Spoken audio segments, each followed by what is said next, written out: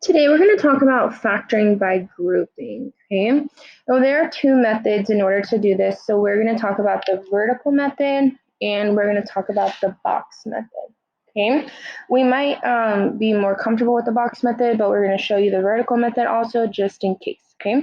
So the first step is we're going to check for a GCF in all four terms. We're always going to do that just to make sure that we are going to have the simplest factored form. And if you remember from our previous video, that's the biggest number that can divide out of all of the terms that we have. Okay. Then we're going to split the trinomial into two groups. Okay. Or it's a quadrinomial, I guess. You just draw a line straight in the middle. Okay. So if we come down here, we can see is these are not going to have a GCF because there's nothing that all of these numbers can divide by. So I'm just going to draw a line and split this into two groups. Okay. First, I'm going to find the GCF of the right side.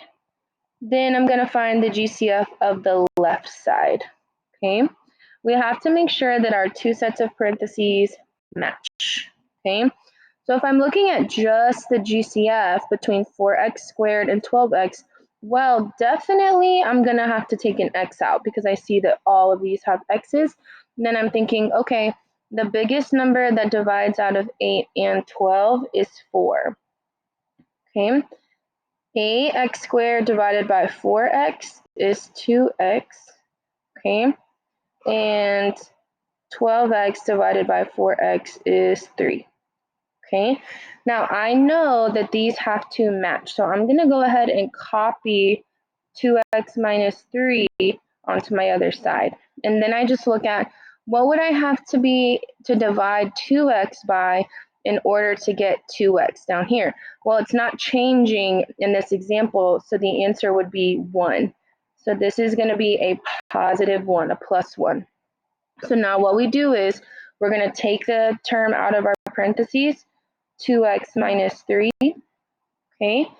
And then we're going to look at the term from this, 4x, and that plus 1, and that's going to become our second term, 4x plus 1, okay? And that is our final answer.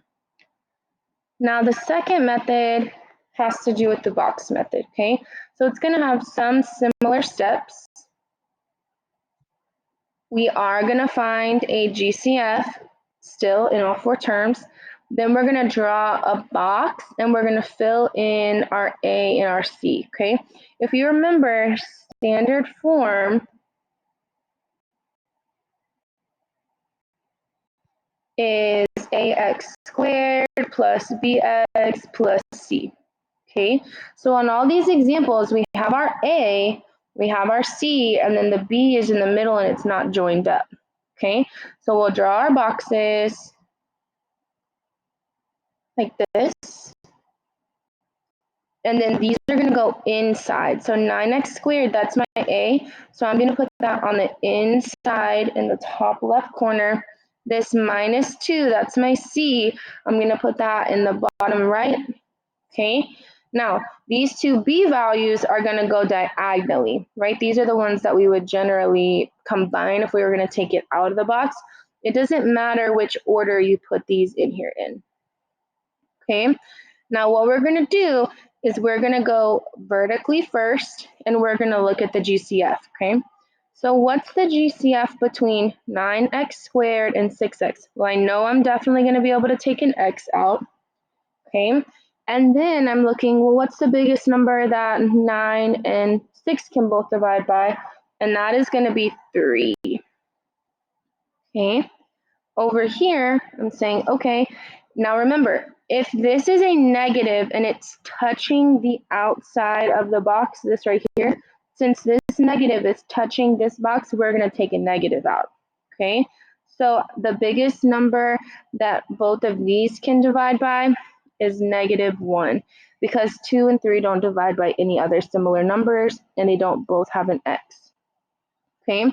Now we're going to go horizontally.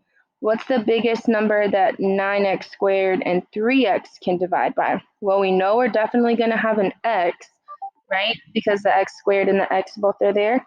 And then the biggest number that the coefficients can divide by is 3. Okay, down here we don't have an x because 2 doesn't have an x, and so the biggest number is going to be positive 2. Okay, so then when we look at our two terms, we have 3x minus 1 and we have 3x plus 2. Okay, we'll just go back and forth and do one more example of each. So here we check for a GCF in all of the terms, okay? This one does have a GCF because you can see that all of these numbers are even. So they can all divide by 2, but they can also all divide by 4. So before I do anything, I'm going to take that 4 out of every single term. So I have 3x squared, and then I have 3x, then I have 2x, and I have 2. Okay, so that's how we're going to do that first. Now this GCF has to be in our final answer. So what I like to do when I use the vertical method is I squiggle it all the way down and I make sure that it's down here where my final answer is going to be. Okay, then I say, okay, what is the biggest thing I can divide out of 3x squared and 3x? So I can definitely divide a 3 out and I'm going to be able to take an x out. So what I have left is 1x plus 1. Okay, over here, I know that my parentheses have to match. So I'm going to copy that 1x plus 1. And then I see, okay, what do I have to divide 2x by to equal 1x? What do I have to divide 2 by to equal 1? And the answer is 2. So I'm going to put a positive 2 out here.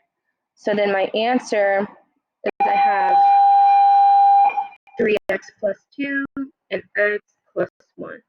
And I have my GCF out there, so that's my final answer. Okay, in this example, I also have a GCF. I can divide all of these terms by 3. So before I start, I'm going to make sure that I divide that 3 out. So I'm going to end up with 10x squared minus 5x plus 4x minus 2. Okay, so now I'm going to, wherever you're going to write your answer out, you want to point that 3. So let's say I'm going to write my answer at the bottom. I'm just going to draw an arrow. I'm going to still have my box, but I'm going to draw an arrow to the bottom and I'm going to put my 3 there. Okay, so then I'm going to put my A in the box, 10x squared. I'm going to put my C, minus 2, and then I can put the other 2 diagonally. It doesn't matter which order we're going to go in. Okay, so the GCF of 10x squared and 4x, well, I know it's going to have an x in it because I can see both of those have x's. And then the biggest number that 10 and 4 can both divide by is going to be 2. Okay, remember, if a negative is touching these outsides of the box, we have to take out a negative. So 5 and 2 don't have anything in common, but I'm going to be able to take out a negative 1. Okay, now if we look side to side, the biggest number here, we're definitely going to have an x because both of these terms have x's in them. And then the biggest number that 5 and 10 can divide by is 5. Moving down, the biggest number that 4 and 2 can divide by is positive 2. So your final answer would be 2x minus 1 and 5x plus 2.